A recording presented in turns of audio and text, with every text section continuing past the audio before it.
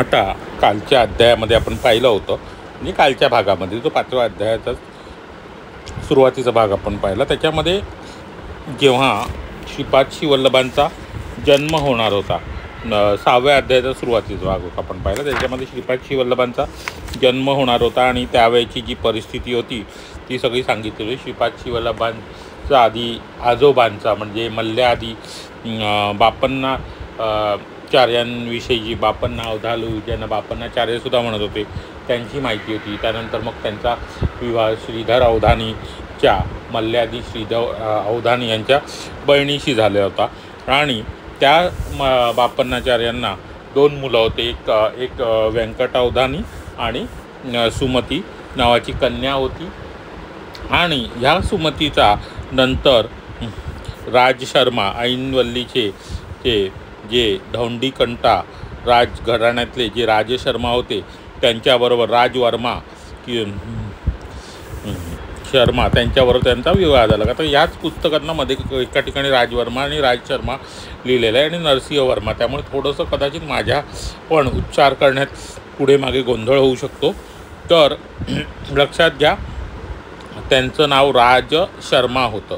राज शर्मा जे होते त्यांच्याशी त्यांचा विवाह झाला आणि त्यानंतर त्यांना 2 अपत्ये झाली. एक आंधळं होतं आणि एक पांगळं होतं. आणि त्यानंतर जेव्हा ऐनवल्लीच्या गावातून त्या विघ्नेश्वराचा प्रसाद आणून त्यांनी दुःखी असलेल्या दाम्पत्यास म्हणजे राजशर्मास आणि सुमती महाराणी दिला. त्याने तो प्रसाद ग्रहण केल्यानंतर सुमती महाराणीला स्वप्नात शुभचिन्ह दिसू लागली.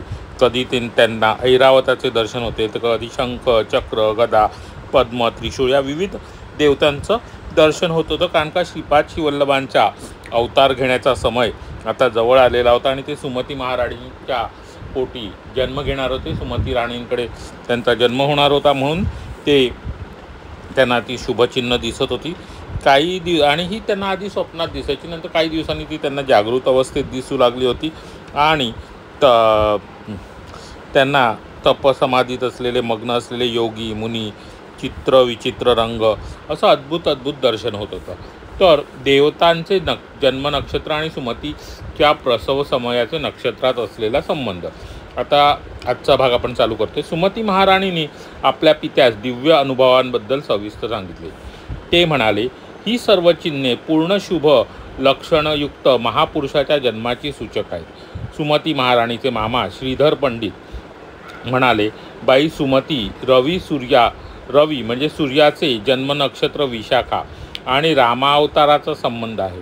त्याचप्रमाणे कृतिका या चंद्राच्या नक्षत्राचा आणि कृष्ण अवताराचा संबंध आहे. पूर्व आषाढा या नक्षत्रावर जन्मलेल्या अंगारकाचा श्री लक्ष्मी नरसिंह अवताराशी संबंध आहे. श्रवण नक्षत्रावर जन्मलेल्या बुधाचा बुद्धावताराशी संबंध आहे. पूर्वा फाल्गुनी नक्षत्रावर जन्मलेल्या गुरुचा विष्णू अवताराशी संबंध आहे. पुण्य नक्षत्रावर जन्मलेल्या शुक्राचा भार्गव व रामाशी संबंध आहे. रेवती नक्षत्रावर जन्मलेल्या शनीचा कुर्म अवताराबरोबर संबंध आहे. आणि भरणी नक्षत्रावर जन्मलेल्या राहूचा वराह अवताराशी संबंध आहे. अश्लेषा नक्षत्रावर जन्मलेल्या केतूचा मत्स्य अवताराशी संबंध आहे. तू मला प्रश्न केलेला समय देवी रहस्यांशी संबंधित आहे. त्यामुळे कोट्यावधी ग्रहांना, नक्षत्रांना, महाब्रह्मांडांच्या स्थिती गतीला निर्देश देणारे दत्तप्रभूच जन्मात येतील अशी शंका माझ्या मनात डोकावत आहे.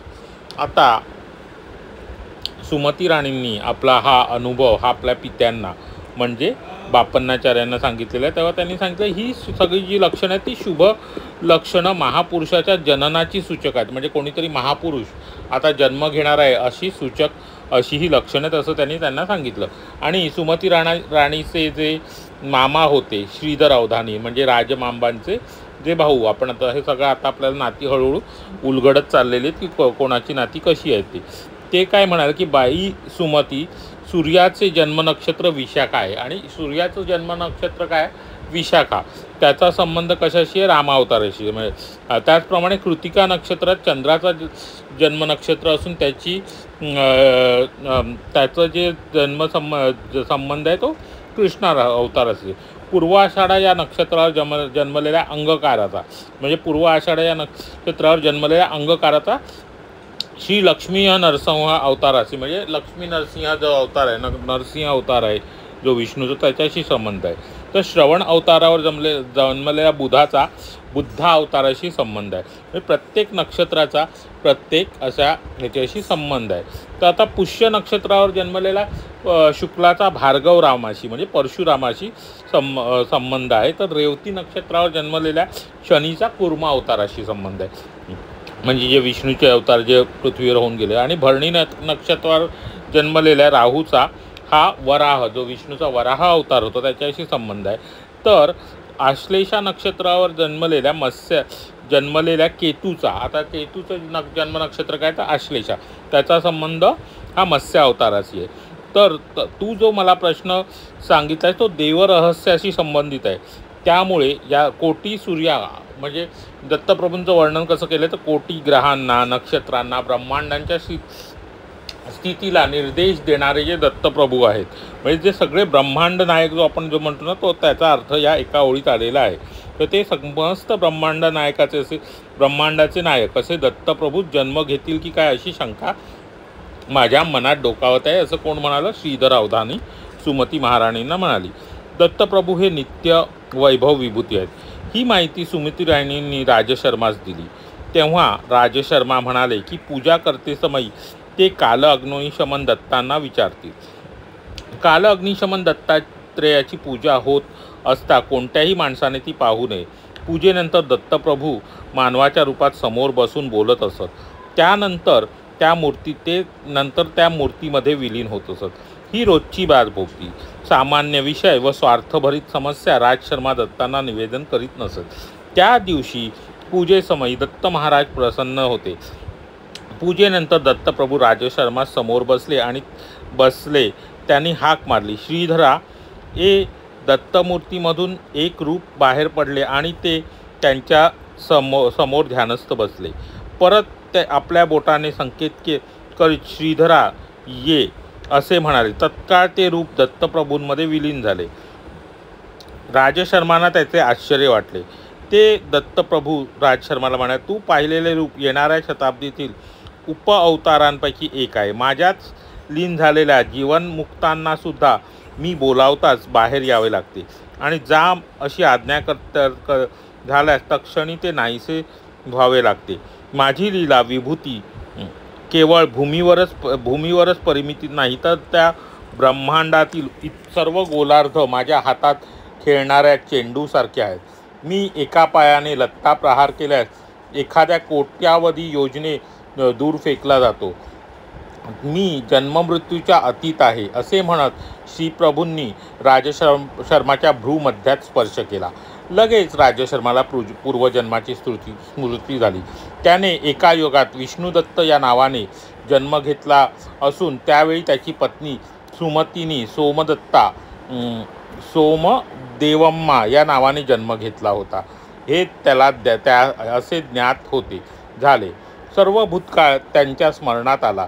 श्री दत्त महाराज पुढे म्हणाले, मी दत्त या रूपाने त्या युगात दर्शन देऊन वरदान मागितले असता श्री दत्त महाराज पुढे म्हणाले, मी दत्त या रूपाने त्या युगात दर्शन देऊन वरदान मागितले असता तुला योग्य तो वर मागता आला नाही. त्यावेळी पितृश्राद्धाच्या दिवशी जेवायला यावे असे आमंत्रण तुम्ही केले होते. सूर्याग्नीबरोबर मी श्राद्धाचे जेवण घेतले. तुमच्या पितृदेवतांना शाश्वत ब्रह्मलोकाची प्राप्ती करून दिली. मी श्रीपाद श्रीवल्लभ या नावाने अवतार घेऊन गेल्या 100 वर्षापासून या भूमीवर योग्यांना महापुरुषांना दर्शन देतच आहे. पिठिकापुरात सावित्री काटकचयन होम, म्हणजे आता सावित्री काटकचयन हे होमाचं नाव आहे, भारद्वाज महर्षींनी त्रेतायुगात केला. तेव्हाचे त्या यज्ञाच्या पवित्र भस्माचे मोठे पर्वत तयार झाले. हनुमानाने ते भस्म पृथ्वी आणि पाताळ लोकात नेले. स्वर्ग, पृथ्वी आणि पाताळ लोकात नेले. मर्त्य लोकात हिमालयातील द्रोणागिरीवर व इतर काही प्रदेशात ते भस्म टाकले गेले. मारुतीने भस्म घेऊन जात असताना एक छोटा भाग गंधर्व नगरात म्हणजे गाणगापुरात पडला. गंधर्व नगर भीमा, अमरजा या पवित्र नद्यांचा संगम प्रदेश आहे. श्रीपाद श्रीवल्लभांचा अवतार समाप्तीनंतर मीन लग्नावर नरसिंह सरस्वती या नावाने जन्म घेईन. गंधर्व नगरात अनेक लीला करीन. शैल्यातील कर्दळीवनात 300 वर्षे तपोसमाधीनंतर स्वामी समर्थ या नावाने प्रज्ञापुरात निवास करीन. तेव्हा शनी मीन राशीत प्रवेश करेल, तेव्हा माझ्या मर्त्य शरीराचा त्याग करीन. दत्तप्रभूंच्या घोषणा राजशर्माने आपल्या धर्मपत्नीस सांगितल्या.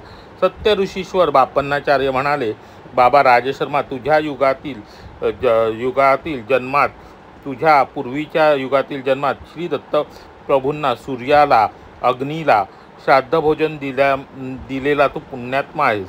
या जन्मात कोणत्याही रूपात दत्त महाराज भोजन द्या असे विचारेल. तो दिवस पितृश्राद्धाचा असला तरी दत्तांनी भोजन विचारले तर कोणत्याही आडेवडे न घेता आदरणीय अतिथींनी भोजन घेतले नसले तरी जरूर वाढावे. बाई सुमती, ही गोष्ट लक्षात ठेव.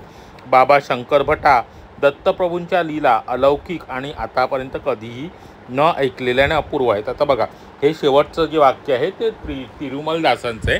कारण का ही सगळी गोष्ट जी कोण आहे, तिरुमल दास हे आता शंकर भटांना सांगत आहे.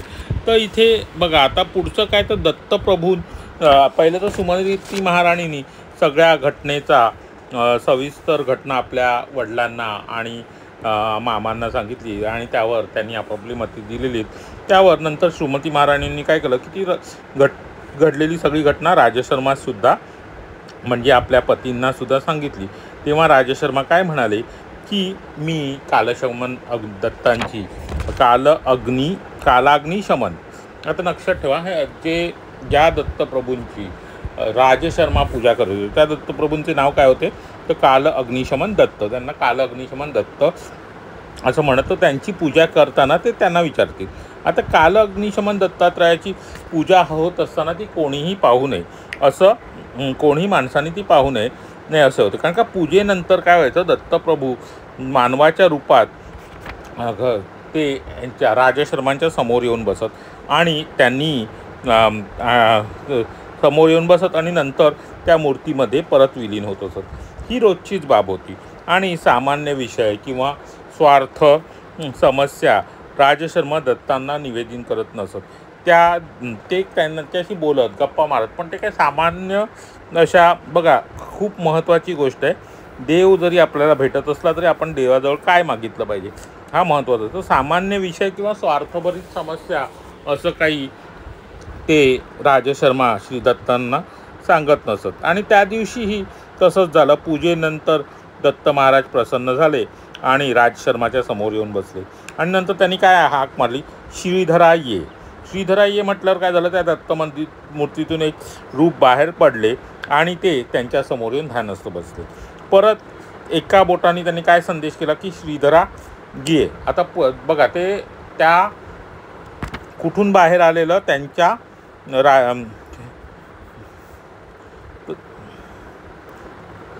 दत्तमूर्तीमधून एक रूप बाहेर आलेलं आणि ते ध्यानस्थ त्यांच्या समोर येऊन ध्यानस्थ बसलं. परत त्यांनी बोटाने जेव्हा संकेत केला श्रीधरा ये, तेव्हा ते रूप परत त्या दत्तमूर्तीमध्ये विलीन झालं. म्हणजे जे रूप समोर आलेलं राजशर्मांना दिसलं ध्यानस्थ, ते परत त्या दत्तमूर्तीतून जिथून ते बाहेर आलं तिथेच ते विलीन झालं.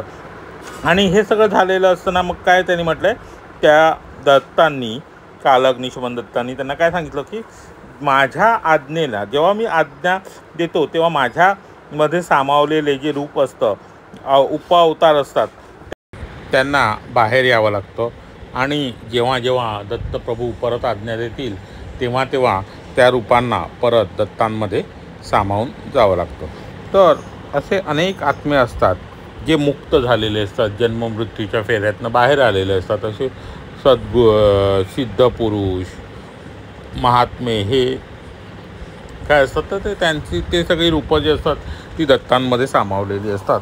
आणि जेव्हा जेव्हा दत्त आज्ञा करतील तेव्हा तेव्हा त्यांना या ब्रह्मांडामध्ये किंवा या पृथ्वी तलावर पुन्हा जन्म घ्यावा लागतो. आणि त्यांना जेव्हा त्या आज्ञा करतील तेव्हा त्यांना परत त्यांचा तो अवतार कार्य संपवावं लागतं. आणि दत्तप्रभू काय म्हणतात की ही लीला फक्त विभूती केवळ भूमीवरच परिमित नाही. म्हणजे आपण ज्या लोकामध्ये राहतो, या पृथ्वी लोकामध्ये, किंवा मर्त्य लोकापुरतीच संबंधित नसून ब्रह्मांडातील सर्व गोलार्धात, म्हणजे आता बघा इथे स्पष्ट म्हटलेलं की ब्रह्मांडातील सर्व गोलार्धात माझ्या हातात खेळणाऱ्या चेंडूसारखे आहेत. म्हणजे हे सगळे जे गोल आहेत गोलार्ध हे त्यांच्यासाठी काय, तर त्यांच्या हातात खेळणाऱ्या चेंडूसारखे आहे. बघा किती मोठी शक्ती आहे ही. म्हणून आपण जे ब्रह्मांड नायक, मी सतत सांगतो की ब्रह्मांड नायक असं म्हणतो त्यांना. ते का म्हणतो, तर हे संपूर्ण ब्रह्मांड चालवण्याची शक्ती जी आहे ती त्यांना आहे, किंवा ब्रह्मांड हे त्यांच्या शक्तीमुळे चालत असतं. ब्रह्मांडातील जे आहेत आता आपल्याला ज्ञात असलेले ज्या गोलार्ध आहेत त्या त्याच्याही पलीकडे सृष्टी आहेत असंख्य, ज्याला आपण गॅलेक्सीज म्हणतो वगैरे, तशा असंख्य गॅलेक्सीवर सगळं नियंत्रण हे या दत्तप्रभूंचं असतं. तर ते काय म्हणतात, माझ्या नुसत्या पायाच्या प्रहाराने, लत्ता प्रहाराने, जर मी पायाने नुसता प्रहार केला तर केल्यास एखादा कोट्या योजनेसुद्धा दूर फेकलेला जातो. आणि मी स्वतः जन्ममृत्यूच्या अतीत आहे असं ते आपल्याला सांगत आहेत. आणि राजशर्माच्या भ्रूमध्याच्या भुकुटीमध्ये भ्रूमध्यामध्ये, म्हणजे असं दोन्ही भुवयांच्या मध्ये, असं आपण जिथे आपला तिसरा डोळा आहे किंवा आत्मकेंद्र आहे असं म्हणतो, तिथे त्यांनी स्पर्श केल्याबरोबर त्यांचा भूतकाळ आठवायला लागला. आणि त्यांना लक्षात आलं की त्यांना आपल्या पूर्वजन्मात ते कोणते विष्णू दत्त होते. राजशर्मांचं नाव काय होतं, विष्णू दत्त होतं. आणि त्यांची पत्नी सुमती महाराणी या सोमदेवम्मा या नावाने जन्म घेतला होता. आणि काय झालं, भूतकाळात त्यांच्या आठवायला लागला. दत्त महाराज त्यांच्या पुढे आले होते आणि त्यांना दत्त रूपाने त्या रूपात दर्शन देऊन वरदानसुद्धा मागितले होते. त्यावेळी योग्य वर त्यांना मागता आलं नाही. त्यावेळी श्राद्धाचे जेवण केले होते आणि त्यांनी तुमच्या पितृदेवतांना शाश्वत ब्रह्मलोकाची प्राप्ती करून दिली आणि श्रीपाद श्रीवल्लभ या श्राद्धाचे जेवण दिले. श्रीपाद श्रीवल्लभ या नावाने अवतार घेऊन गेल्या 100 वर्षापासून आता ते दत्तप्रभू कालाग्निशमन दत्ताच्या मूर्तीतून जे दत्तप्रभू समोर येऊन त्यांच्या बसलेत, ते त्यांना पुढे काय सांगतात, तर श्रीपाद श्रीवल्लभ या नावाने अवतार घेऊन मी गेल्या 100 वर्षापासून भूमीवर योग्यांना महापुरुषांना दर्शन देतच आहे. पिटिकापुरामध्ये सावित्र काटकचयन हा होम किंवा यज्ञ भारद्वाज ऋषींनी केला होता, त्रेतायुगात केला होता. आणि तेव्हा त्या यज्ञाचं काय झालं, पवित्र भस्म मोठ्या प्रमाणात पवित्र भस्माचा पर्वत तयार झाला. आणि त्यावेळेला हनुमानाने म्हणजे आपल्या मारुतीरायांनी काय केलं होतं, ते भस्म पृथ्वी स्वर्ग आणि पाताळ लोकात सर्वत्र नेले. आणि मर्त्य लोकातील हिमालय, तर मर्त्य लोक म्हणजे काय, आपण ज्या पृथ्वीवर राहतोय आपण ती पृथ्वी तिला मर्त्य लोक असं म्हटलेलं. आपला जो आहे जिथे मनुष्य जन्म आणि मृत्यूच्या बंधनामध्ये अडकलेला त्याला मर्त्य लोक असले. मग मर्त्य लोकामधील हिमालयामध्ये हा भस्म द्रोणागिरीवर व इतर काही प्रांतात ते भस्म टाकण्यात आले. मारुतीने ते भस्म घेऊन जात असताना त्याचा छोटासा भाग कुठे पडला, तर गंधर्व नगरात. गंधर्व नगर म्हणजे कोणतं, तर आपल्या महाराष्ट्रामध्ये जे गाणगापूर आहे तेथे तो भाग पडला. आणि गंधर्व नगरला कोणत्या 2 नद्यांचा संगम आहे, तर भीमा आणि अमरजा या 2 नद्यांचा पवित्र असा संगम तिकडे आहे. आणि श्रीपाद श्रीवल्लभांचा अवतार जेव्हा ते समाप्त करतील त्यानंतर त्या समाप्तीनंतर ते मीन लग्न आता आपण मीन नक्षत्राच्या म्हणजे मीन लग्नावर ते पुन्हा नरसिंह सरस्वती या नावाने जन्म घेणार आहेत. आणि गाणगापुरामध्ये म्हणजे गंधर्वपुरामध्ये ते तिथे राहून आपल्या लीला करणार आहेत. असं तेव्हा श्रीपाद श्रीवल्लभांना चा अवतार पुरानंतर नरसिंह सरस्वती हा अवतार होणार आहे असं त्या कालग्नशिमन दत्तांनी त्यावेळेला आपल्या राजशर्मांना सांगितलं. श्रीशैल्यातील कर्दळीवनात गंधर्व परत अनेक लीला कर. आणि नंतर ते श्रीशैल्यातील कर्दळीवनात 300 वर्ष तपोसमाधीमध्ये असणार आहेत. आणि त्यानंतर स्वामी समर्थ या नावाने प्रज्ञापुरात म्हणजे आपल्या अक्कलकोटामध्ये निवास करीन असं त्यांनी सांगितलेलं आहे. आणि जेव्हा शनी मीन राशीत असेल त्यावेळेला त्यांचं तेव्हा माझ्या त्या शरीराचा त्याग करून ते अवतार कार्य संपवतील, त्या शरीराचा त्याग करतील असं सांगितलं.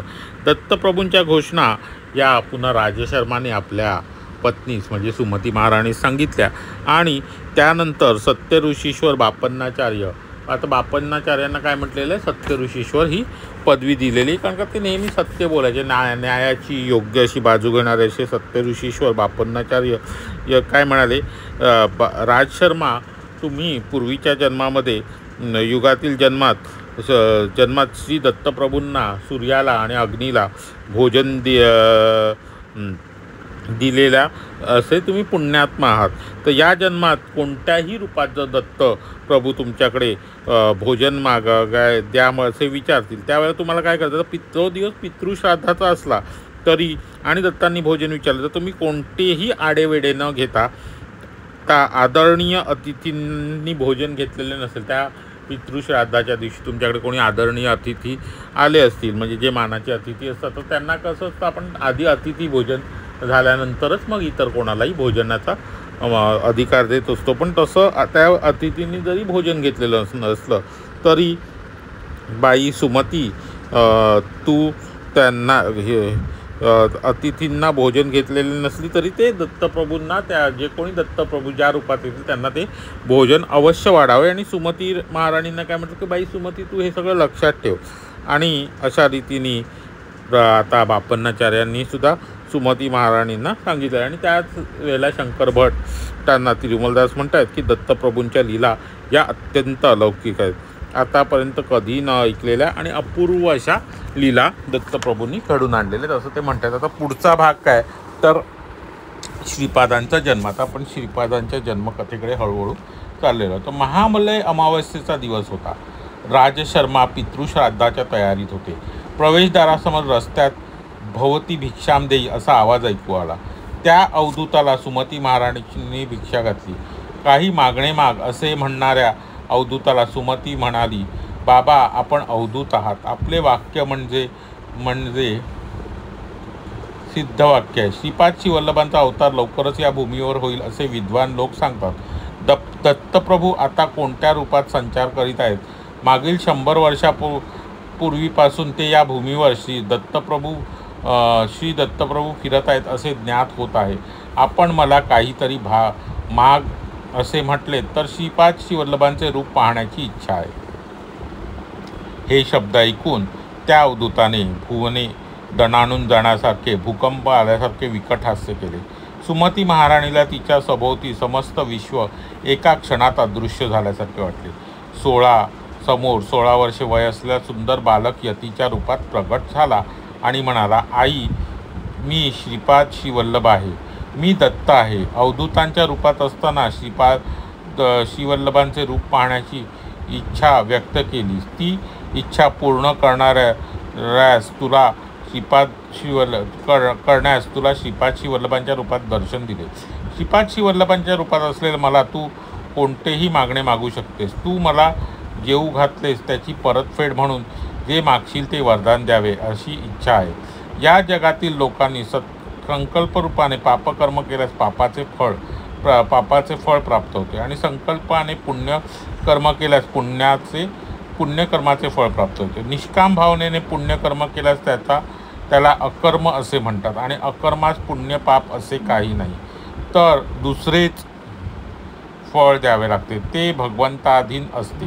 अर्जुनाने अकर्म केल्यामुळे श्रीकृष्णाने त्याला कौरवांना मारावयास सांगितले. तसे मारल्यास पाप लागणार नाही असे श्रीकृष्णाने अर्जुनास सांगितले. म्हणून लोकहितार्थाने काही तरी प्रतिफळ दिले पाहिजे. या निस्संदेहाने तुझी इच्छा मला सांग, न चुकता मी पुरवीन.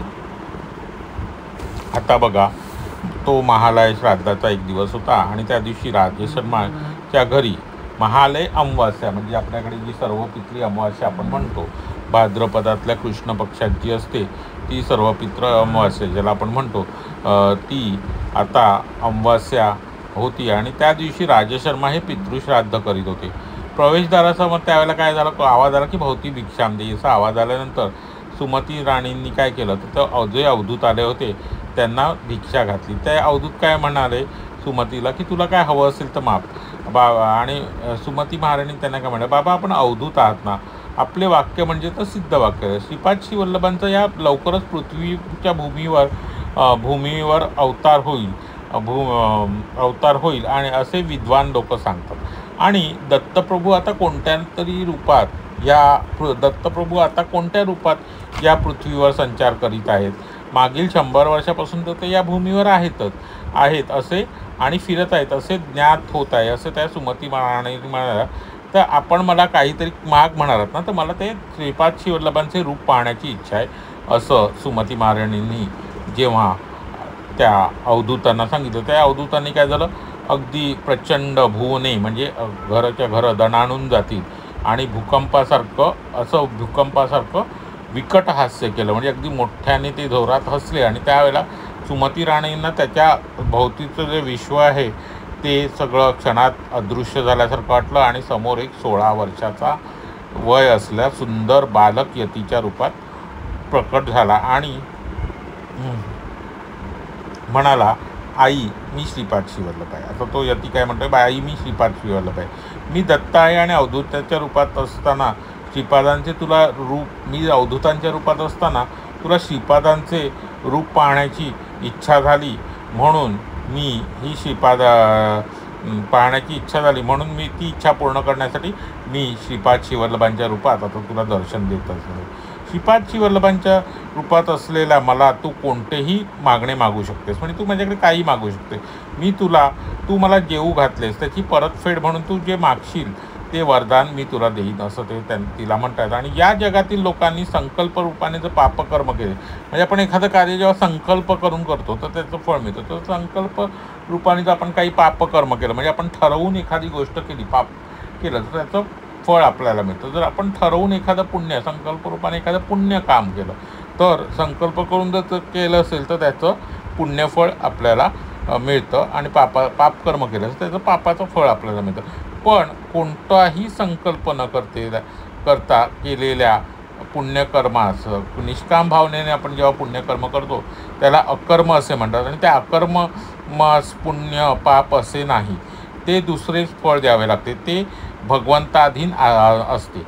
आणि जेव्हा अकर्म आपण करतो त्याला पुण्यफळ किंवा पापफळ असं काही नसतं, ते भगवंताधीन असतं आणि त्याचं फळ भगवंत आपल्याला देत असतो. श्री दत्तांच्या दर्शनानंतर महाराणी सुमती महाराणीला स्फुरलेला संकल्प, ती दिव्य मंगल मूर्ती पाहून सुमती महाराणींनी पादाभिवंदन केले. श्रीपादांनी सुमती महाराणीला उठवून उभे केले आणि म्हणाले, आई मुलाच्या पाया पडणे हे अयोग्य आहे, याने मुलाची आयुर्मर्यादा कमी होते. तेव्हा सुमती म्हणाले, श्रीपाद श्री वल्लभ प्रभू आई म्हणून बोलाविलेत, त्यावेळी मी तुमची आई आणि तुम्ही माझे पुत्र तुम्ही मान्य केले. आपले हे सिद्धवाक्य आहे, तेच बोल खरे करावे, तुम्ही माझा मुलगा म्हणून जन्मास यावे. यावर श्रीचरणांनी तथास्तु असा आशीर्वाद दिला व म्हणाले, तू आता पाहिलेल्या श्रीपाद श्री वल्लभ रूपातच मी जन्म घेईन. आईनी लेकराच्या पाया पडणे हे लेकराचे आयुष्य क्षीण होणेच होय. म्हणून मी धर्मकर्माच्या सूत्रांच्या आणि प्रारब्धाच्या उलट जात नाही. मी तुझ्या पुत्ररूपाने 16 वर्षाचा होईपर्यंत जीवन व्यतीत करीन. त्यावर सुमती म्हणाली, केवढा हा विचार, फक्त 16 वर्षापर्यंत आयुष्य असे म्हणून विलाप करू लागले. त्यावर श्रीचरणांनी सांगितले, आई 16 वर्षापर्यंत तुम्ही सांगाल ते ऐकून राहील. प्राप्ते तू षोडशे पुत्रे मित्रवद आचरेत असे शास्त्रवचन आहे. 16 वर्षानंतर मुलाबरोबर मित्रत्वाच्या नात्याने वागले पाहिजे. कोणतेही निर्बंध त्यावर घालू नये. मला लग्न करण्यासाठी तू बंधन घालू नये. मला यती होऊन स्वेच्छेने विहार करण्याची परवानगी द्यावी. माझ्या या संकल्पाविरुद्ध तुम्ही बंधन घातले तर मी घरात राहणार नाही, असे सांगून त्वरित श्रीपादांनी ते स्थळ सोडले. सुमती महाराणी काही काळ अवाक झाली. घडलेला सारा वृत्तांत तिने आपल्या पतीस विवरण करून सांगितला. अप्पळराज म्हणाले, सुमती दुःख करू नको. श्री दत्त महाराज या प्रकारे आपल्या घरी भिक्षेस येतील अशी अचूक सूचना तुझ्या वडिलांनी अगोदरच दिली होती. श्री दत्त हा करुणेचा महासागर आहे. श्रीपाद श्रीवल्लभांचा जन्म होऊ दे नंतर आपण इतर गोष्टींचा विचार करू. राजूंच्या घरी अवधूतांनी भेट दिली ही वार्ता सगळ्या गावात पसरली. पितृदेवाच्या दृष्टीने अत्यंत महत्त्वपूर्ण असलेल्या महालय अमावास्येच्या दिवशी ब्राह्मण जेवायच्या आधी अवधूतास भिक्षा दिली या विषयाची चर्चा झाली. बापन्ना अवधानी म्हणाले, श्रीपाद श्रीवल्लभांचा जन्म होणार हे सगळेच म्हणतात. अवधूतांना साष्टांग नमस्कार करणे विहितच होत आहे. त्यामुळे सुमतीचा काहीच दोष नाही. पुत्ररूपाने जन्मल्यावर साष्टांग नमस्कार केल्यास बालकाचे आयुष्य क्षीण होते. परंतु अवधूत वेशात असताना साष्टांग नमस्कार करणे चुकीचे नाही. या प्रसंगाने पिठिकापुरातील सर्व ब्राह्मणांची ईर्ष्या वाढली. विशेषत्वाने नरसावधानी या नावाच्या पंडिताला खूप मत्सर वाटला. अमावास्येच्या दिवशी सगळेच पितृकार्यामध्ये निमग्न होते. श्राद्धाच्या जेवणासाठी ब्राह्मण मिळणे ही फार मोठी समस्याच झाली. तथापि बापन्नाचार्यांनी अप्पळराजूंच्या घरी मात्र निर्विघ्नपणे कार्य पार पडेल असे सांगितले. श्री राजशर्मा कालाग्निशमन दत्ताचे ध्यान करीत होते. तितक्यात 3 अतिथी आले आणि पितृकार्य निर्विघ्नपणे पार पडले. आता बघा पुढची गोष्ट कशी झाली की महालयाचा दिवस होता, म्हणजे तो श्राद्धाचा दिवस होता आणि त्या दिवशी जे अवधूत होते ते आता सुमती महाराणींच्या घरी आलेले आहेत आणि अप्पळराज शर्मांच्या घरी आलेत आणि त्यांनी भिक्षा मागितलेली. भिक्षा मागितल्यानंतर त्यांनी सुमती महाराणींनी सांगितल्याप्रमाणे श्रीपाद श्रीवल्लभांच्या रूपात जन्म दिला आणि श्रीपाद श्रीवल्लभांचे दर्शन झाल्यानंतर सुमती महाराणींनी त्यांना अभिवादन केले, त्यांच्या पाया पडलेले आणि श्रीपादींनी सुमती महाराणीला त्यावेळेला उठवलेले आणि ते काय म्हणाले, आई मुलाच्या पाया पडणे अयोग्य आहे, म्हणजे आईनी मुलाच्या पाया पडू नये आणि आईनी जर मुलाचा अशा पाया पडली तर मुलाचे आयुष्य क्षीण होते असं ते त्यांना म्हणाले. आई मुलाच्या पाया पडू नकोस, मुलाच्या पाया पडण्याने त्याचं आयुष्य क्षीण होतं, असं त्याची आयुर्मर्यादा कमी होते असं सुमती महाराणींना श्रीपाद श्रीवल्लभ म्हणाले. आणि त्यावर सुमती महाराणी काय म्हणतात, श्रीपाद श्रीवल्लभ आता तुम्ही मला आई म्हणून बोलावले, त्यामुळे मी तुमची आई आणि तुम्ही माझे पुत्र झालेले आहात, तर हे तुम्ही मान्यच केले, म्हणजे तुम्ही मला आई म्हणून अशी हाक मारलेली असं श्रीपाद श्रीवल्लभ सुमती महाराणींना म्हणतायत आणि तुम्ही तर मला आई म्हणून हाक मारलेली आहे, तर तुम्ही माझे पुत्र आहात हे तुम्ही मान्यच केलेले आहे. आणि आपले वाक्य हे नेहमी सिद्ध वाक्य असते, तर तेच बोल खरे करावे आणि तुम्ही माझ्या घरी पुत्र जन्मात माझ्या मुलगा म्हणून जन्मास यावं किंवा माझा पुत्र म्हणून जन्मास यावं असं त्या सुमती महाराणी आता श्रीपाद श्रीवल्लभांकडे मागणं करीत आहेत. त्यावर श्रीपाद श्रीवल्लभांनी त्यांना तथास्तु असा आशीर्वादसुद्धा दिलेला आहे आणि ते म्हणाले की आत्ता तू जे रूप माझं पाहिलेलं आहेस ना, त्याच रूपात मी जन्म घेईन असं ते त्यांना सांगतायत.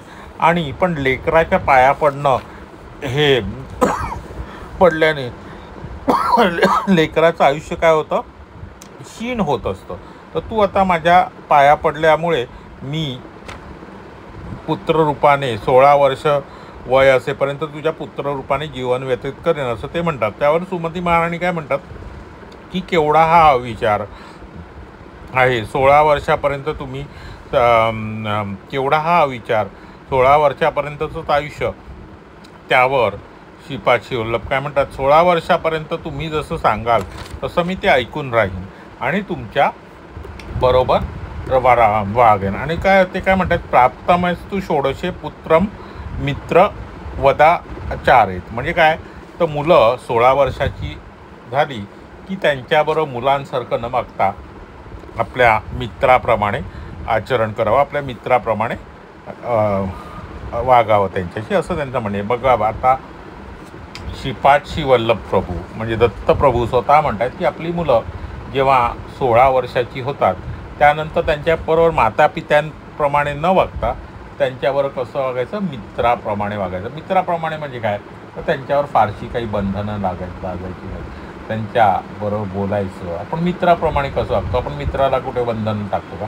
आता एका वाक्याचं मी जरा जास्त स्पष्टीकरण करतो, कारण का कलियुगातसुद्धा, आपल्या आजच्या युगातसुद्धा ही संकल्पना खूप मोठी आहे, महत्त्वाची आहे, की मुलं मोठी झाली की त्यांच्याबरोबर आपण मित्रांप्रमाणे वागायचं किंवा त्यांच्यावर आईवडिलांप्रमाणे सक्ती नाही करायची. काही जर आईवडिलांना आपल्याला मारण्याची सवय असेल तर मुलांवर तर हात उचलायचं बंद केलं पाहिजे. त्यांच्याबरोबर मित्राच्या भावनेने वागावे, असं श्रीपाद श्रीवल्लभ स्वतः सुमती महाराणींना सांगत आहेत. त्यांच्यावर कोणतेही निर्बंध घालू नयेत, म्हणजे मित्र त्यांच्यावर कोणतेही निर्बंध घालायचे नाहीत. मला लग्न करण्याची तुम्ही बंधनं घालू नका. जेव्हा मी 16 वर्षाचा होईन त्यावेळेला तुम्ही मला लग्न करण्याची बंधनं घालू नका. संकल्पाविरुद्ध तुम्ही बंधन घातले तर मी त्या घरात राहणार नाही, असं श्रीपाद प्रभूंनी त्यांना सांगितलं. म्हणजे बघा, श्रीपाद प्रभूंनी काय सांगितलं, मी 16 वर्षाचा झालो की तुम्ही जर माझ्यावर लग्नाचं बंधन घातलं तर मी तुमच्या घरात राहणार नाही, असं त्या अवधूतांनी, यतींनी जेव्हा श्रीपाद श्रीवल्लभांचं रूप घेतलं तेव्हा श्रीमती महाराणींना सांगितलं. आणि असं सांगून ते यती आता लुप्त झालेले आहेत, ते गुप्त झालेले आहेत. त्यांनी ते स्थळ सोडून निघून गेलेले. आता सुमती महाराणींनी काही काळ अवाक झाल्या. सगळा प्रकार पाहिल्यावर त्यांना एकदम आश्चर्यचकित झाल्या आणि घडलेला सारा वृत्तांत त्यांनी आपल्या पतीस विवरण करून सांगितलं. म्हणजे त्यांनी आपल्या पतीला, म्हणजे अप्पळराज शर्मांना सांगितलं. सुमती तर अप्पळराज शर्मांनी त्यांना काय सांगितलं, तू दुःख करू नको, श्री दत्त महाराज अशा प्रकारे आपल्या घरी भिक्षेस येतील अशी सूचना तुझ्या वडिलांनी तर आपल्याला आधीच सांगितली होती ना, ते अगोदरच बोलले होते. त्यामुळे आणि श्री दत्त हे करुणेचं महासागर आहे, त्यामुळे श्रीवल्लभांचा जन्म होऊ दे, श्रीपाद श्रीवल्लभांचा जन्म होऊ दे, जन्मानंतर आपण पुढचा सगळा विचार करू, असं त्यांनी त्यावेळेला सुमती महाराणींना सांगितलं की त्यांचं आयुष्य अल्पायुषी असतील. तर काय हा सगळा विचार आत्ता करण्यात काही अर्थ नाही आहे. श्रीपाद श्रीवल्लभांना आधी जन्म घेऊ दे, त्यांचा अवतार कार्य सुरू होऊ देत, मग आपण हे सगळं अवतार होऊ देत आणि मग आपण हे बघूया, असं त्यांना सांगितलं. आणि अप्पळराजूंच्या घरी अवधूतांनी भेट दिली आणि ही वार्ता सगळ्या गावात पसरली. आता हळूहळू सगळ्या गावामध्ये ही वार्ता पसरली आणि पितृदेवांच्या दृष्टीने महत्त्वपूर्ण असलेला हा दिवस, म्हणजे महालय अमावास्येचा किंवा सर्व पितृ अमावास्येचा जो दिवस आहे तो कोणत्या दृष्टीने महत्त्वाचा आहे, तर पितृदेवाच्या दृष्टीने हा महत्त्वाचा दिवस असतो. आणि अशा दिवशी ब्राह्मणांना भोजन देण्याच्याऐवजी आपल्या अप्पळराज शर्मा यांनी अवधूतांना भोजन दिले. ही बातमी हळूहळू सगळ्या गावात पसरली आणि ते त्यांनी योग्य केले नाही अशी त्या विषयाची चर्चा सुरू झाली. बापण्णावधानी काय म्हणाले, श्रीपादांचा जन्म होणार हे सगळेच म्हणतात, अवधूतांना साष्टांग नमस्कार करणे विहित आहे. श्रीपादांचा जन्म होणार हे सगळेच म्हणतात, पण जेव्हा सुमती महाराणींनी अवधूतांना नमस्कार केला ते तर विहितच आहे, विहितच आहे, म्हणजे तो केलाच पाहिजे. आपल्या समोर एखादा अवधूत आला तर त्याला आपण साष्टांग नमस्कार करणे विहितच आहे. त्यामुळे सुमतीला काहीच दोष लागत नाही, सुमती महाराणींना काहीच दोष लागत नाही. श्रीपाद श्रीवल्लभ हे अवधूत वेशात नमस्कार करून सुमती महाराणींनी काहीच चूक केलेली नाही. आणि या प्रसंगामुळे पिटिकापुरातील ब्राह्मणांची ईर्ष्या अजून वाढली. जेव्हा त्यांनी असा निर्णय दिला तर पिटिकापुरातील ब्राह्मणांची ईर्ष्या वाढली. ते विशेषत्वाने नरसावधानी नावाचा एक ब्राह्मण त्या पिटिकापुरामध्ये राहत होता, त्याचीसुद्धा त्यांच्याविषयी ईर्ष्या वाढली आणि तो पंडित त्याला मत्सर वाटू लागला. आता महालय अमावास्येच्या दिवशी असा दिवस होता की जिथे त्यावेळेला सगळ्यांच्याच घरी श्राद्ध कर्म चालू होते आणि अशा वेळेला जेवणासाठी ब्राह्मण मिळणेसुद्धा कठीण झाले होते. पण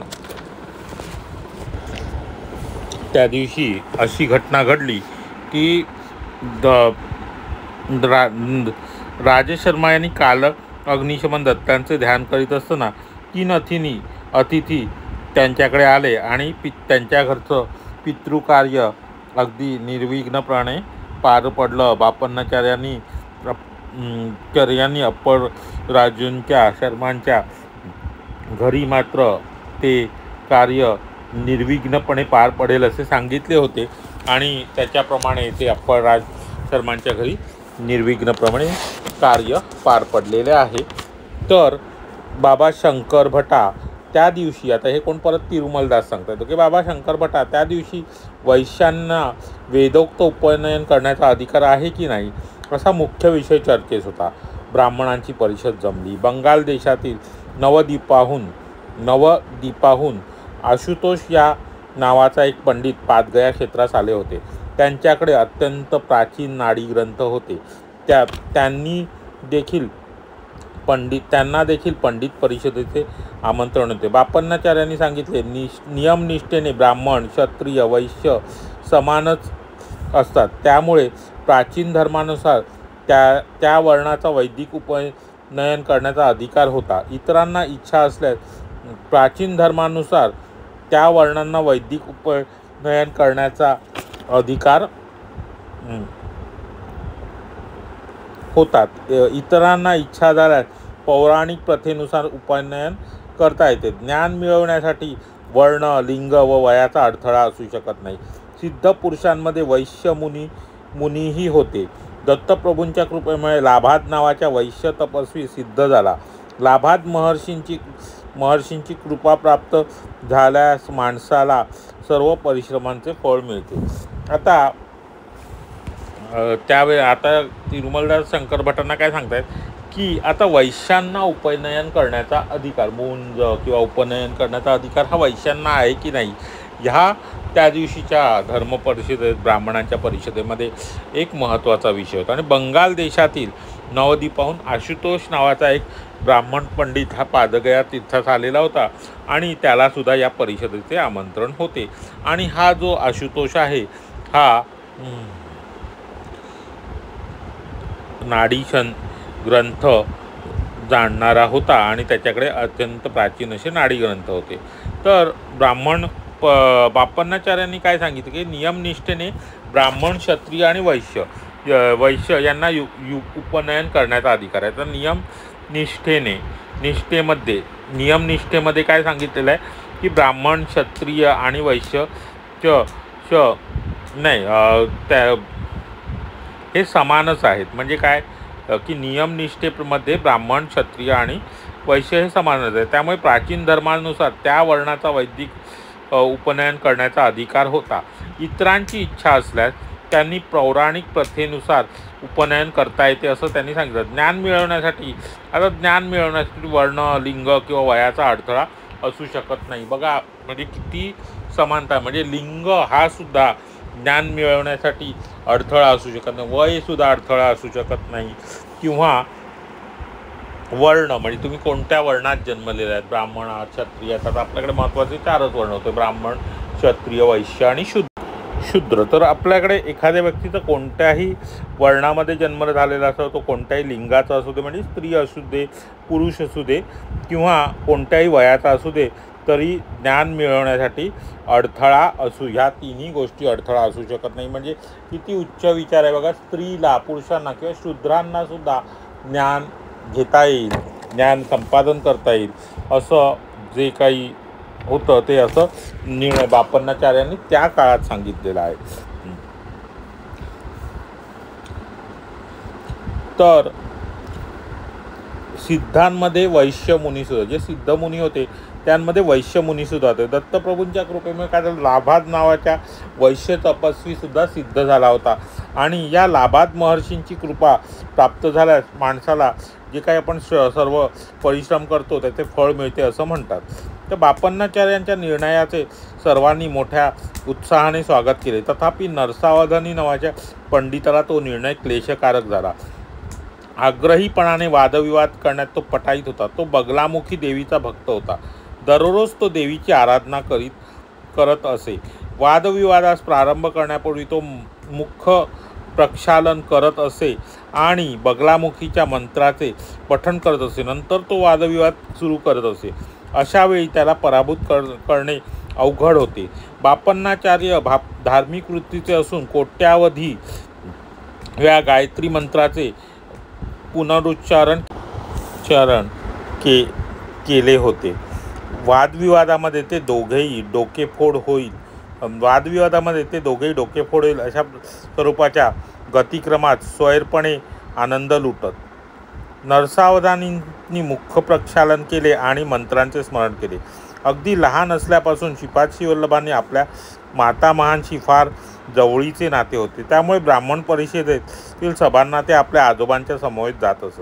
त्या आकर्षक छोट्या मुलाला कोणीही अडवत नसे. त्या दिवशी श्रीपाद वल्लभांच्या सभेतील श्री वल्लभांच्या सभेतील उपस्थितीमुळे नरसावधानींना अस्वस्थ वाटले. नरसावधानींनी विचार केला की थोर विद्वानांच्या परिषदेस लहान मुलाने उपस्थित राहणे चुकीचे आहे.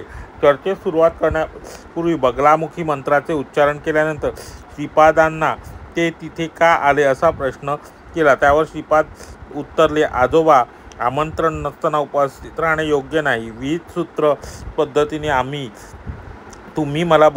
तुम्ही बोलावल्याने आम्ही आलो.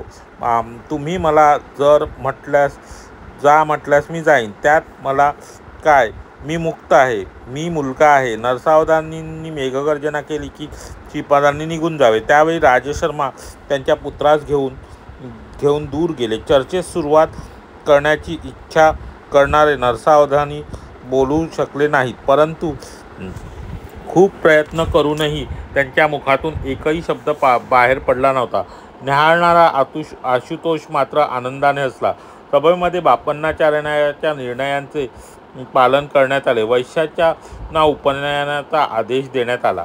आशुतोषकडे उपलब्ध असलेल्या नाडी ग्रंथाच्या संदर्भात निर्णय झाला. सांध्र सिंधू वेदात असलेल्या गणितातील समीकरणावरून श्रीपाद वल्लभांची जन्मवेळ मोजण्यास हवी असे नाडी ग्रंथात सुचवले होते. गणेश चतुर्थीला प्रातःसमयी चित्रा नक्षत्रात सिंहलग्नी तूळ राशीत श्रीपादांचा जन्म झाला असे निश्चित करण्यात आले. श्रीपाद वल्लभ हे सुयोग्य नाव धारण केलेल्या श्रीपाद वल्लभांची पद्मकमले शुभचिन्हांनी युक्त होती आणि श्रीपाद हे श्री दत्तात्रयाचे अवतार आहेत असा उल्लेख केलेला होता. पुढे असेही नोंदविले होते की त्यांची पत्रिका कोणालाही दाखवली जाऊ नये. काही कालावधीनंतर जैन धर्माच्या त्रिपुरा येथील अक्षय कुमार याद्वारे ही पीठिका क्षेत्री दिव्य लीलेचा भाग म्हणून पोचले असे दिव्य संकल्पाद्वारे घडेल. आशुतोष श्रीपाद वल्लभांच्या घरी त्यांचे दर्शन घ्यावयास गेला. श्रीपाद वल्लभ म्हणाले, आज चित्रा नक्षत्र आहे. माझ्या जन्मनक्षत्राला कोणी आराधना केल्यास मला संतोष होतो. तू शुद्ध भक्तीने आलास म्हणून मी तुला आशीर्वाद देत आहे. तुला जे हवंय ते माग. त्यावर नंतर आशुतोष म्हणाला, भगवंत नरसावधानी हे बगलामुखीचे भक्त आहेत असे मला समजले. त्यांच्या सहकार्याने अंबिकेचे दर्शन घ्यावे असे मी विचार केला. माझी इच्छा एक व्यर्थ आशा बनली. अंबिका त्यांच्यावर कोपली आहे असे मला समजले. श्रीपाद लगेच म्हणाले, तो आराधना करीत असलेली अंबिका खरोखरच मी आहे. ज्या क्षणी नरसावधानींनी मला जायला सांगितले त्या क्षणी त्यांच्या सूक्ष्म शरीराबरोबर तोपर्यंत असणारी अंबिका माझ्यात विलीन झाली. मी सर्व देव आणि देवता स्वरूप आहे. अंबिका दर्शनाचे भाग्य तुला लाभो असे म्हणून ते आशुतोष समोर बगलामुखी म्हणून अवतीर्ण झाले. पूर्ण संतुष्ट होऊन आशुतोष पेनुशिला कोनला म्हणजे काय तर पेंचलकोन नेल्लोर जिल्हा येथे रवाना झाले. श्रीपादांच्या सूचनेनुसार ते पेंचलकोन येथील जंगलात असलेल्या कण्व महर्षींच्या तपोभूमीशी पोहोचला. म्हणजे आशुतोष तिथे पोहोचलाय. कण्व महर्षींच्या वाजसनेयी शाखेत त्यांचा जन्म होईल असं श्रीपादांनी त्यांना सांगितलं. पुन्हा अवतार घेतल्यानंतर ते त्याच्यावर अनुग्रह करतील आणि डोळ्यांचे पारणे फिटेल अशा सर्व असामान्य चमत्कारांचा साक्षीदार असलेला त्याचा मुख्य शिष्यांपैकी तो एक असेल असे पुढे सांगितले. श्रीपादांनी त्याला त्वरित निघावयास सांगितले. आता बघा, पूर्ण कथा नीट समजून घ्या. श्रीपादांचं जन्मरहस्याविषयी, जन्म कसा होणार, काय होणार, ही कथा इथे झालेली आहे. आणि पितृकार्य त्यांच्या घरचं म्हणजे अपराज शर्मांच्या घरचं पार पडलं. त्याच्यानंतर हा मधला जो संदर्भ आलेला आहे ना, हा कधीचा आलेला तर श्रीपादांच्या जन्मानंतर, जेव्हा श्रीपाद जेव्हा जन्माला होते तेव्हाची ही कथा आहे. आणि तिरुमलदास शंकर भटांना काय सांगत आहेत की वेदोक्त पद्धतीने वैश्यांचं उपनयन व्हावं की नाही या विषयावर एकदा चर्चा सुरू होती. वेदोक्त पद्धतीने त्यांचं उपनयन व्हावं की नाही या विषयावर ब्राह्मण परिषद भरली. आणि त्या परिषदेमध्ये कोण आलं होतं तर आशुतोष नावाचा नाडी ग्रंथ एक नावाचा एक पंडित पादगया क्षेत्रास कुठून आला होता तर बंगालवरून आला होता, बंगालच्या द्वीपावरून आला होता. आणि त्यांनी त्याच्याकडे अत्यंत प्राचीन असे नाडी ग्रंथ होते आणि त्याचा त्यांनी अभ्यास केलेला होता. आणि त्या परिषदेमध्ये बापन्नाचार्यांनी काय सांगितलं की वर्ण भेद याच्याप्रमाणे काहीही हे न करता आपण उपनयन करू शकतो. आणि बापन्नाचार्यांच्या निर्णयाचे त्यावेळेला सगळ्यांनी मोठ्या उत्साहाने स्वागत केले. तथापि नरसावधे नावाचा एक जो पंडित होता त्याला हा निर्णय खूप त्रासदायक वाटला, क्लेशकारक वाटला. आणि आग्रहीपणा करण्यामध्ये ते नरसावधानी जे होते ते खूप पटाईत होते आणि ते बगलामुखी देवीचे भक्त होते. दररोज ते देवीची आराधना करत असत आणि वादाविवादास आरंभ करण्यापूर्वी ते मुखप्रक्षालन करायचे. म्हणजे ते तोंड धुवायचे आणि मग मुखप्रक्षालन करून ते बगलामुखीच्या मंत्रांचे पठण करून ते वादविवादास सुरुवात करीत असत. तर त्याच वेळी आणि ते समोर जो कोणी येईल त्याला पराभूत करीत असत.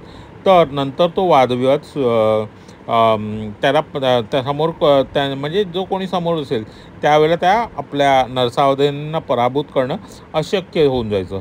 वादविवादामध्ये दोघेही म्हणजे कोण बापन्नाचार्यालू आणि नरसावधे डोके फोडेल अशा प्रकारच्या स्वरूपात गतिक्रमात स्वैरपणाने आनंद लुटत. नरसावधानीने नंतर काय केलं, मुखप्रक्षालन केले आणि मंत्रांचे पठण केले.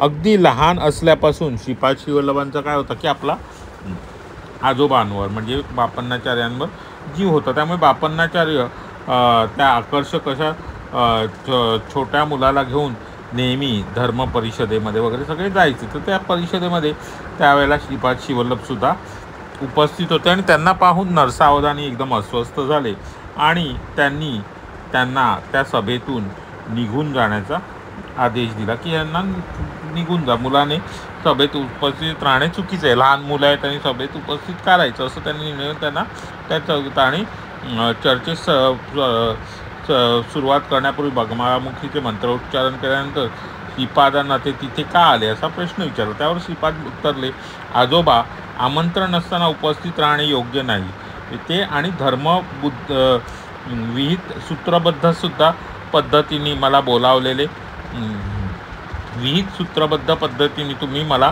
बोलावल्याने मी आलं, म्हणजे तुम्ही मला इथे बोलावलात म्हणून मी आलो आणि तुम्ही मला जाण्यास सांगताय. आता सूत्रबद्ध पद्धतीने त्यांनी बोलावलं म्हणजे कसं बोलावलं तर बघा त्याचं उत्तर पुढे आलेलं आहे. आणि तुम्ही बोलावलं आहे म्हणून मी आलेलो आहे आणि तुम्ही जर मला जाण्यास सांगत असाल तर मी इथून जात आहे असं त्यांनी सांगितलं. मी मुक्त आहे, मी मुलगा आहे. नरसावधांनी मेघगर्जना केली आणि श्रीपादांनी तिथून निघून जावं असं सांगितलं. आणि राजशर्मांनी त्यांच्या पुत्रास घेऊन दूर गेले आणि चर्चेस सुरुवात करण्याची इच्छा करणारे नरसावधानी. आणि जेव्हा अशी काय घटना घडली बघा, तर आता इथे काय त्यांनी सांगितलं ते नीट लक्ष देऊ नये का की ते काय म्हणाले, तुम्ही मला बोलावलं, विहित स्वरूपामध्ये तुम्ही मला बोलावलं, सूत्रबद्ध पद्धतीने तुम्ही मला बोलावलं म्हणून मी इथे आलो आहे आणि तुम्ही जर मी मुक्त आहे, मी मुलगा आहे. नरसावधानी मेघगर्जना केली आणि मग त्यांना काय म्हटलं की तुम्ही इथून निघून जा. ते निघून जा म्हटल्यावर राजशर्मा हे आपल्या मुलाला घेऊन तिथून निघून गेलेले आणि चर्चेला जेव्हा सुरुवात करण्याची इच्छा करणारे नरसावधानी पण पुढे मात्र काही बोलू शकले नाहीत. खूप प्रयत्न करूनही त्यांना त्यावेळी त्यांच्या मुखातून एकही शब्द बाहेर पडलेला नाही. आणि हे असं का झालं, श्रीपाद श्रीवल्लभ त्यांना का म्हणाले की तुम्हीच मला इथे बोलवलेलं आहेत आणि तुम्ही निघून जा म्हटलं आहे. आणि ते गेल्यानंतर काही नरसावधानींना काही बोलता आलेले नाही आहे. आणि तो न्याहाळणारा सगळा आशुतोष आनंदाने हसला फक्त. आणि सभेमध्ये बापन्नाचार्यांचा जो निर्णय सगळ्यांनी मान्य केला, कारण का नरसावधानी काही बोलू शकलेले नाही. आणि श्रीपाद सांद्र वेद युगात असलेल्या गणितातील समीकरणानुसार श्रीपादांची जन्मवेळ मोजावयास हवी असे नाडी ग्रंथात सुचविले होते. गणेश चतुर्थीच्या दिवशी आता प्रातःसमयी चित्रा नक्षत्रात सिंहलग्नी तूळ राशीत श्रीपादांचा जन्म झाला असे निश्चित करण्यात आले होते. आणि श्रीपाद शिवल्लभ हे सुयोग्य नाव धारण करून श्रीपाद शिवल्लभांची पदकमले जी होती ती शुभचिन्हांनी अशी युक्त अशी होती. आणि श्रीपाद शिवल्लभ हे दत्तात्रयांचा अवतार आहेत असं त्या नाडी ग्रंथामध्ये उल्लेखसुद्धा केलेला होता. आणि त्या नाडी ग्रंथात पुढे असंही म्हटलं होतं, काय म्हटलं होतं की त्यांची पत्रिका कोणाकडेही दिली जाऊ नये. म्हणजे श्रीपाद शिवल्लभांची पत्रिका कोणाकडेही दिली जाऊ नये. पुढे असेही नोंदविले होते की त्यांची पत्रिका त्रिपुरा येथील अक्षय कुमार नावाच्या जैन धर्माच्या त्रिपुरा येथील अक्षय कुमार यांच्याद्वारे ती म्हणजे जैन धर्म असलेल्या अक्षय कुमार यांच्याद्वारे ती पिठिकापूर क्षेत्री एका दिव्य लीलेचा भाग म्हणून त्यांची पत्रिका पोहोचेल आणि हे सर्व संकल्पाद्वारे घडेल. म्हणजे श्रीपाद शिवल्लभांच्या संकल्पाने घडणार आहे असं सगळं तेव्हा नमूद करण्यात आलं होतं त्या नाडी ग्रंथामुळे. आशुतोष नंतर श्रीपादांच्या घरी दर्शनासाठी गेला आणि त्यावेळेला श्रीपाद शिवल्लभ म्हणाले की आज चित्रा नक्षत्र आहे आणि या माझ्या जन्म नक्षत्राच्या वेळी जर कोणी माझी आराधना केली तर मला संतोष होतो आणि शुद्ध भक्तीने तू आलायस म्हणून तुला आशीर्वाद देत आहे असं श्रीपाद शिवल्लभ त्यांना म्हणाले. तुला जे हवं आहे ते वाग. त्यानंतर आशुतोष काय म्हणाला, भगवंत मी नरसावधानी हे बगलामुखी देवीचे भक्त आहेत असे मला समजले, म्हणून त्यांच्या सहकार्याने अंबिकेचे दर्शन घ्यावे असं मनात विचार करून मी त्यांच्याकडे विचार केला होता. पण माझी इच्छा व्यर्थ ठरली. अंबिका त्यांच्यावर आता कोपलेली आहे असे मला समजते. म्हणजे ते बघा आशुतोष काय म्हणतात की मी अशी इच्छा ठेवून इकडे आलो पण अंबिका त्यांच्यावर कोपलेली आहे असे मला समजते. त्यावेळेला श्रीपाद शिवल्लभांनी काय सांगितले की मीच की जो नरसावधानी जी आराधना करत आहेत ती अंबिकासुद्धा खरोखर मीच आहे आणि नरसावधानींनीच मला जायला सांगितलं. कारण आता ते नरसावधानी श्रीपाद शिवल्लभांची ओळ आठवा.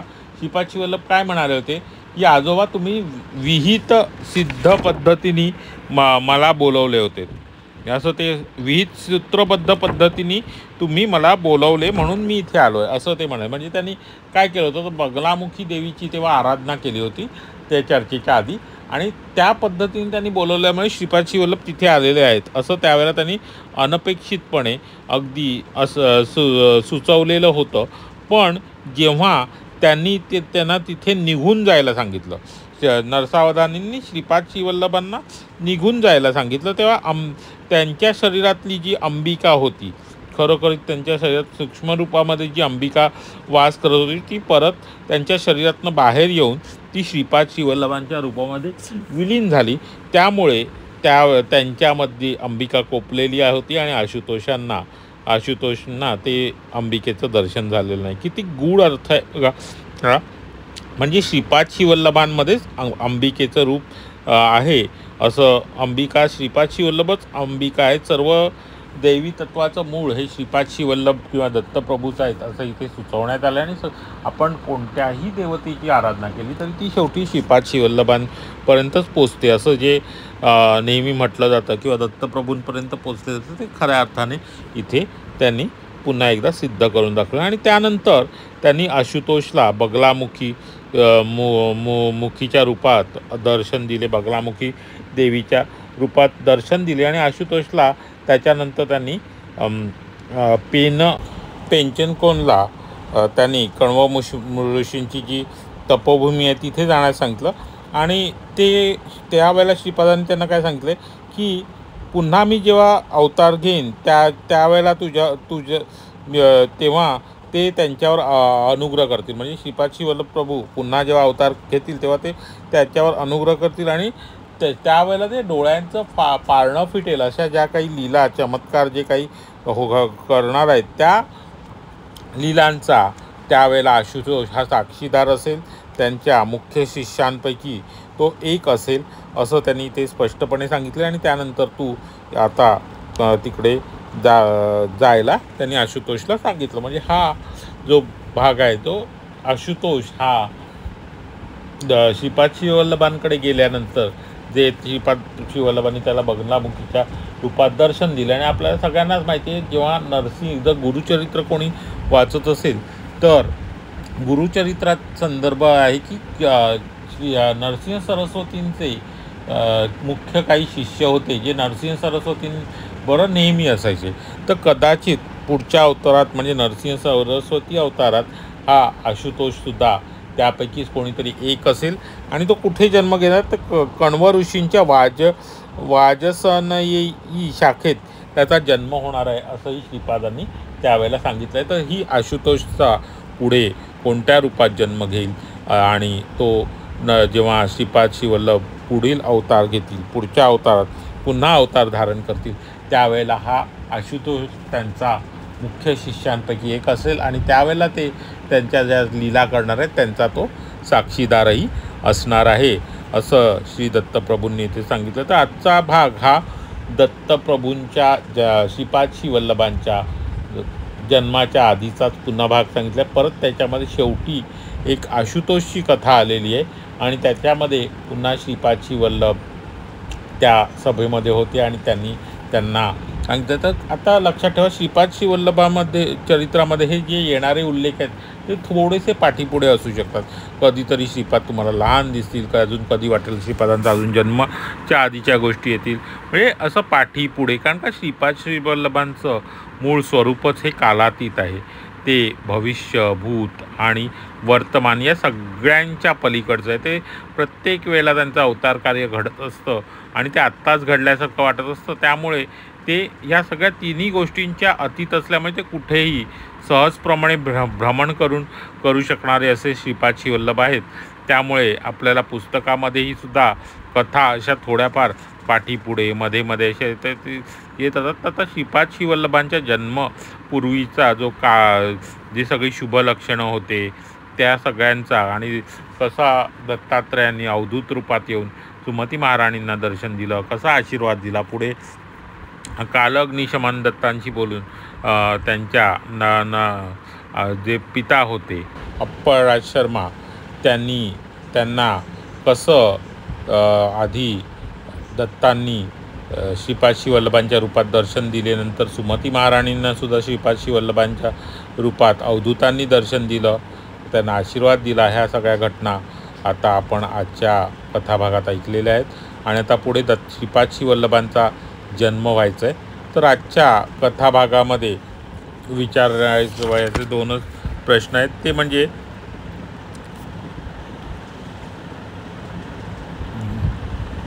पहिला प्रश्न धर्म परिषदेमध्ये किंवा ब्राह्मण परिषदेमध्ये बापन्नाचार्यांनी घेतलेला निर्णय ह्या कोणत्या पंडिताला त्रासदायक वाटला, क्लेशकारक वाटला आणि त्यांनी त्यांच्या निर्णयाला विरोध केला आणि त्यांच्याबरोबर वादविवाद घालण्यास सज्ज झाला, तो त्या पंडिताचे नाव काय? आणि दुसरा प्रश्न आहे की आशुतोषचा पुढे कोणत्या रूपात जन्म होणार आहे? जेव्हा श्रीपाद श्रीवल्लभ नवीन अवतार घेतील आणि चमत्कार करतील तेव्हा आशुतोष कोण असणार आहे? इथे नाव अपेक्षित नाही आहे, फक्त तो कोण असणार आहे तेवढंच अपेक्षित आहे जे या कथेमध्ये आलेले। तर आजची ही कथा पुन्हा एकदा लक्षपूर्वक ऐका। मधल्या ओळींमध्ये बरेच गहन अर्थ आहेत, ते समजण्याचा प्रयत्न करा। सगळ्याच गोष्टी आपल्याला समजतील नाही असं नाही, पण त्यातल्या त्यात खूप काही गोष्टी इथे अगदी सोप्या करून सांगण्याचा मी प्रयत्न केलेला आहे। त्या सगळ्या समजून घ्या, विचारलेल्या दोन्ही प्रश्नांची उत्तरं द्या, एवढंच मी तुम्हाला सांगेन। तर श्रीपाद श्रीवल्लभांचा जय जयकार असो। श्रीपादराजम शरणम प्रपद्ये। अजूनसुद्धा 6वा अध्याय हा पूर्ण झालेला नाही, तर 6व्या अध्यायाचा पुढचा भाग हा आपण उद्या बघणार आहोत। श्रीपादराजम शरणम प्रपद्ये।